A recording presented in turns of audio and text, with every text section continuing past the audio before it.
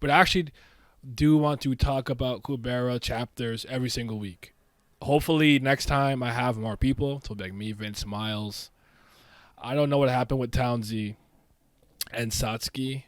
I don't know many other people who are like kind of willing to. I know Mikey was doing a bit of her reread and stuff, but I'll see what I could do. But let's get back to these Kubera discussions going. But I thought Abyss 13 was really good, so I do want to talk about it and hop into it because it tied in.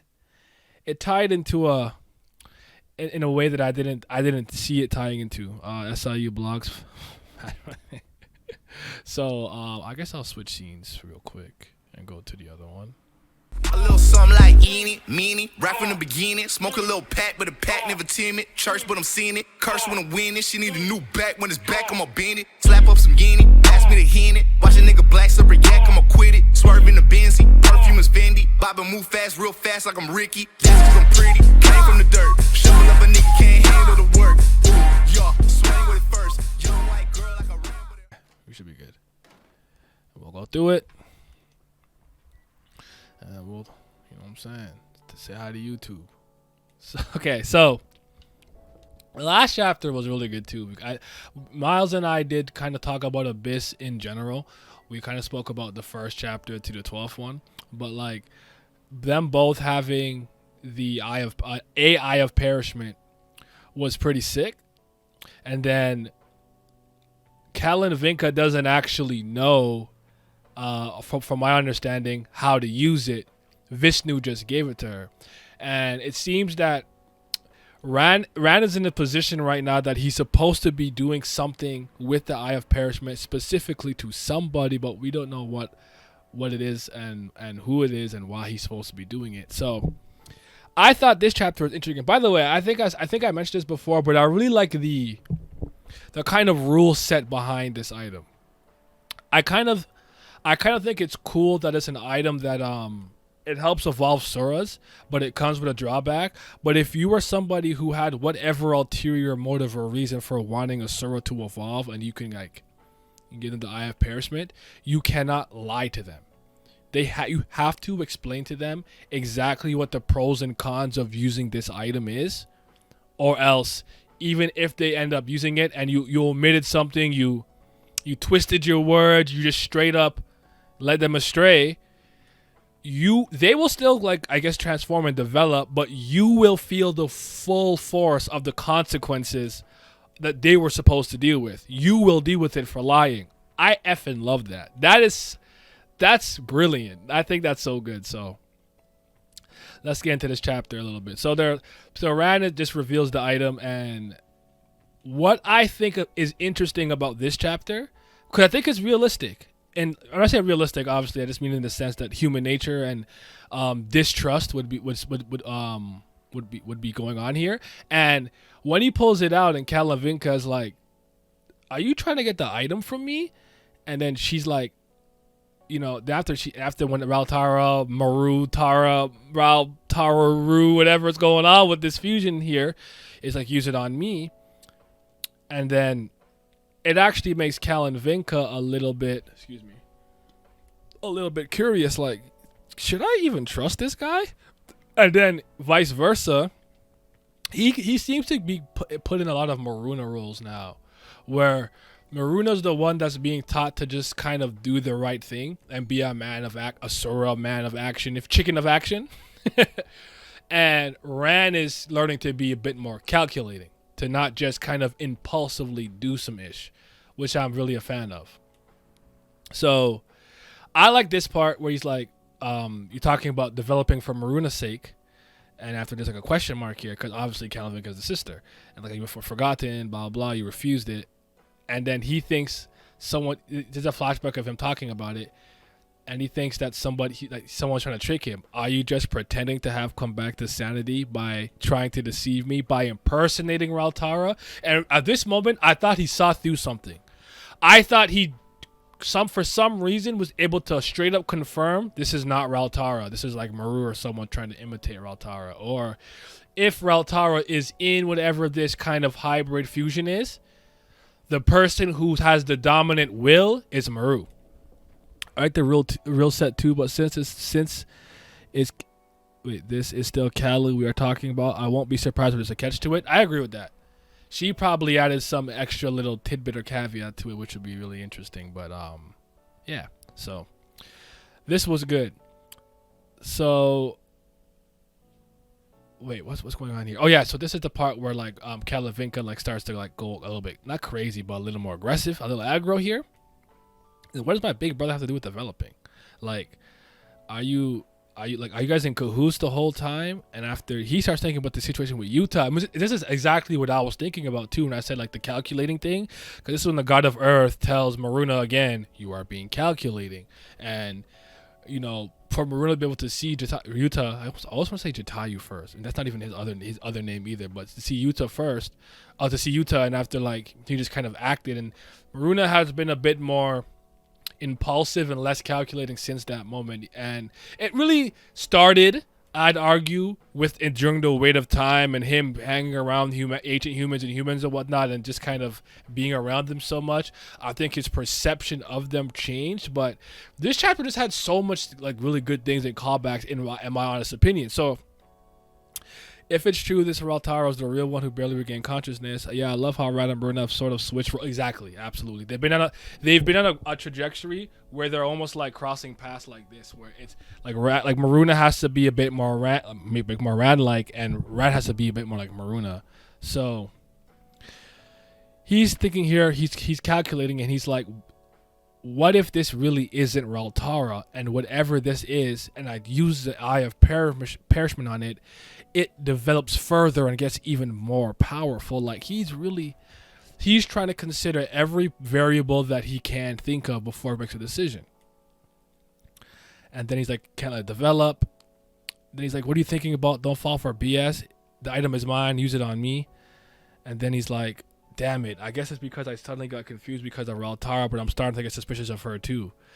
Isn't it just way too risky for her to develop because I judged her as a good person just because we fought together for one night? These are all very real things. I don't know you. You know how relationships between the races in this webtoon could be a little testy. Like he's already kind of, started to see the cracks between gods and whatnot. So like honestly, like my point is his progression to this point for him to be this distrustful and mistrustful right now makes complete sense to me. I've seen the steps. It's really good.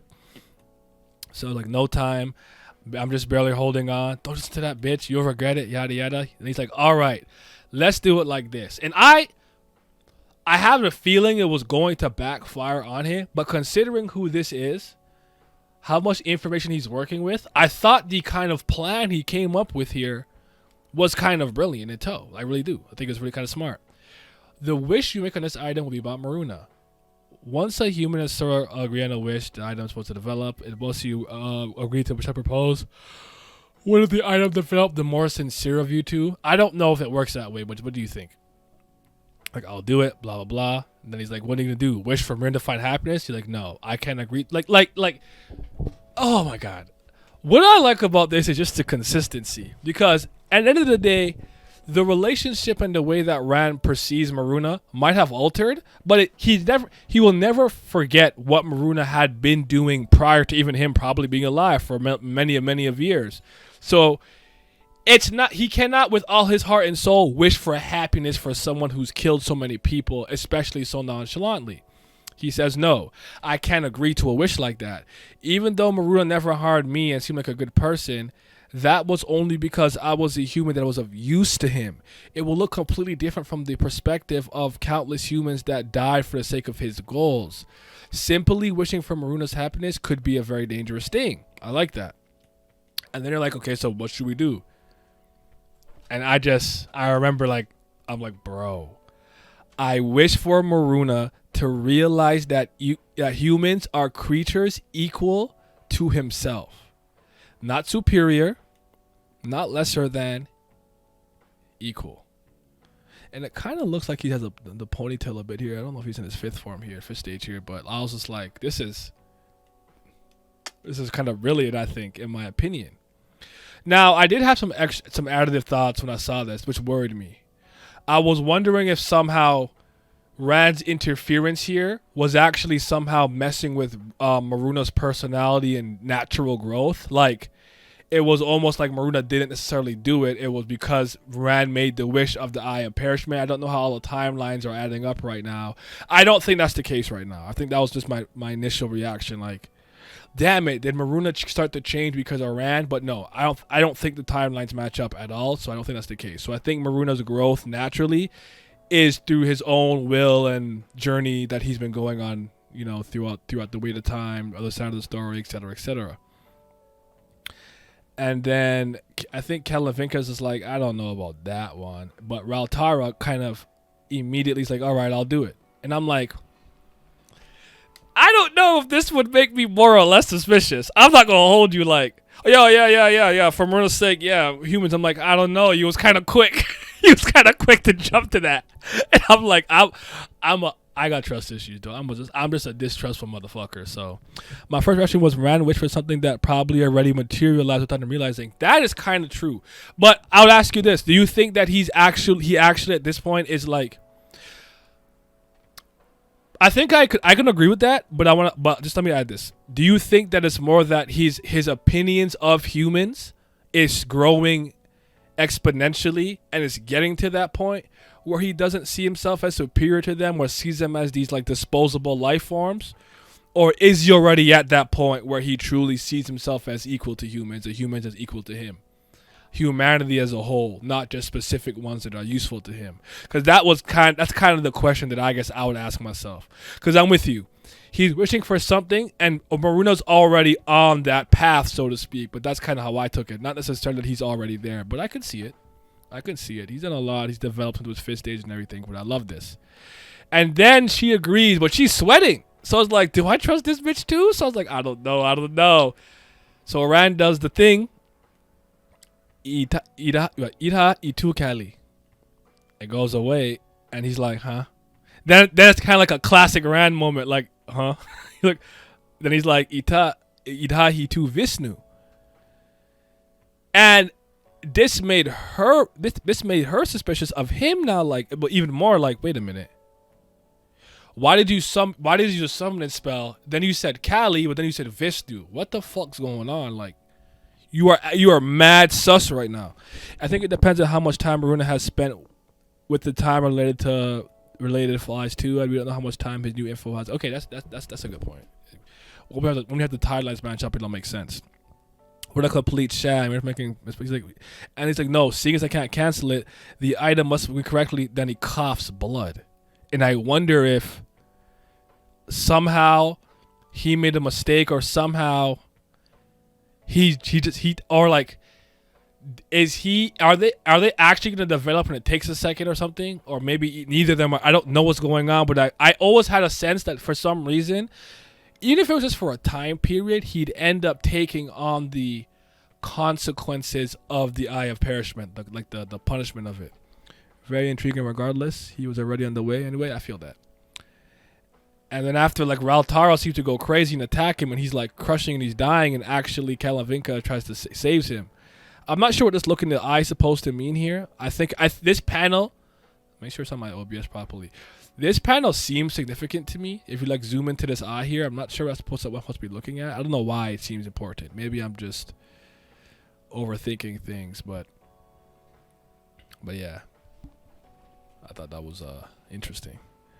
And then he's like, you better repay me for plotting blah blah yada yada. And after he's like, strange, just now my heart has been hurting so much, as if something is constricting my heart. So his heart seems to be being squeezed by something. We don't know why or what it is, but that. And then after they went somewhere where they think they want to pursue, and I was like, honestly, like, quite literally chef's kiss. I really thought that was a really good she's seeing a ram across by. Oh, they're not just yeah. So I had a feeling I could have been overthinking that. So yeah, but I thought that was really good. I love that chapter a lot, man. I don't know if it might be my favorite Abyss chapter because of my, I guess, long-term connections and and care about Maruna and Rand's journey. They're characters that I've been seeing since the very first season of Kubera, so seeing them go through these trials and tribulation, it very much moves me. But this is probably my favorite Abyss chapter, honestly. I think the last two, to me, kind of blended to one, but it was really dope. So, excited for more. Actually, I know I asked this last time, but my brain is awful, so I apologize for not retaining it. But for those who are in here for the time being, could you guys just remind me of exactly what's going on with the Kubera like break hiatus thing? Like, I think you guys told me Abyss is done, and during Abyss she took a break, but she's still putting out special chapters. That's my understanding. Trust me, some dope chapters ahead too. Oh, you didn't have to tell me that. I know. I know, bro. Kurigama is the one. So, yeah. Yeah, Curry's working on some special episodes. All right. Bet. That's what's up. Cause I was worried for a bit if I was gonna have the double whammy. I said, wait, no Kubera, no Tower God. I'm gonna have to crack the whip on myself. So, but yeah, okay. Ready. I'll probably put this on a thing later. Are the special chapters like similar to what she did with the season 3 stuff? It's still weekly to side stories. Okay, so did she take a break, or were those something she already had? Like, I wonder if she had those stockpiled already. But then again, I guess she draws them a little differently. But honestly, those special episode chapters were really good. Like, I remember the really painful one of Yuta trying to give like Lee's that like memory or whatever, and he's like, "This is not real." I'm like, "Dang, that one hurt, man." Oh, I think I already saw some of the spoilers for that, so it is what it is.